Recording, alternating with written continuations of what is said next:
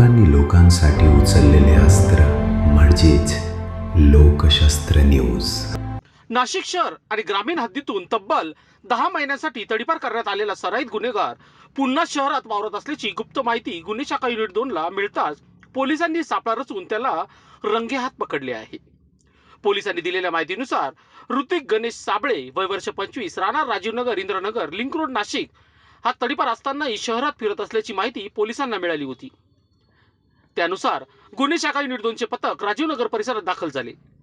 प्रथमेश पावभाजी दुकानासमोर संशयित उभा असल्याचे दिसताच पोलिसांनी तात्काळ कारवाई करत त्याला ताब्यात घेतले। चौकशीत आरोपीने आपली ओळख कबूल केली।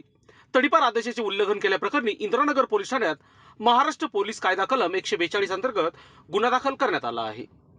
सदरची कारवाई नाशिक पोलीस आयुक्त संदीप कर्णिक, पोलीस उपायुक्त किरण कुमार चव्हाण आणि सहाय्यक पोलीस आयुक्त संदीप मिटके यांच्या मार्गदर्शनाखाली करण्यात आली।